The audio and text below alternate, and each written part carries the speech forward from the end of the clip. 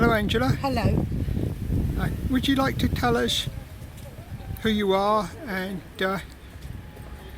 what job you have and where you live? Yes, my name's Angela and I'm a TEFL teacher and I also work as a care worker and I'm an artist.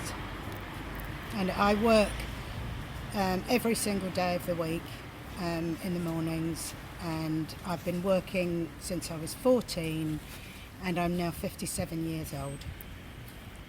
I've paid my taxes since I was 14. And what is your current situation? My landlady has given me she's given me 2 months to get out of my apartment, and I've been living there 7 years.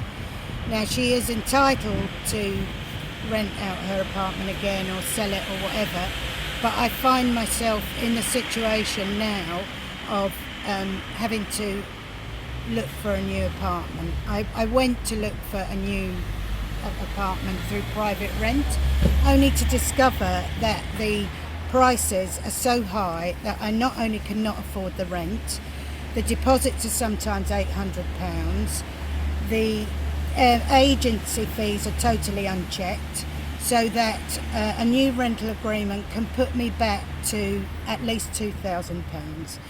I went to the council, but they told me that unless I am willing to evict myself forcibly, that means bringing in somebody, bringing in the courts to actually evict me, that I am not eligible for help through the council. They can give me £500 loan, which a friend could do, interest free, but otherwise they can't offer me any help. Now I am now going to be living in my friend's house.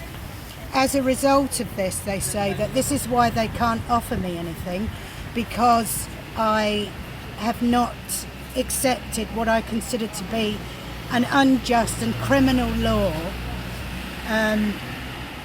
If I do go the route that they suggest and allow the bailiffs to come in and take me, it would mean that I could never rent privately again, and it destroys my credit rating completely. And if I were ever in a position where I could rent privately again, I wouldn't be able to. Also, I don't know, of course, how much legal proceedings cost and if it would cost me.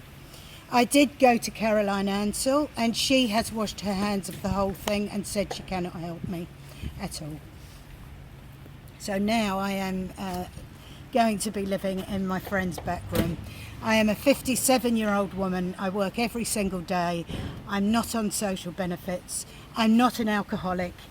I'm not on drugs. I went to the council again yesterday to verify this claim, and they basically told me there's nothing they can do. There is no social housing. They also told me that there was an allocation for social housing in the Meads area, but that the residents vetoed it. So at the moment, I have nowhere to go but my friend's house and her charity, and hope that things get better for us all, because I don't know where we're going with this. So you've been working all your life Since I was 14.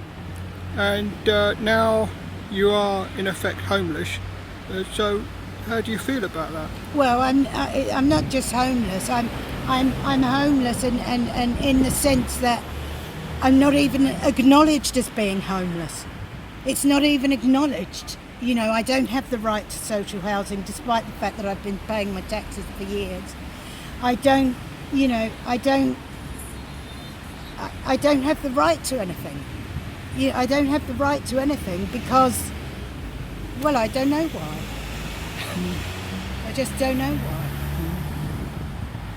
I don't know why. You know, I'm an educated person. I pay my taxes. I look after other people in the community. I teach.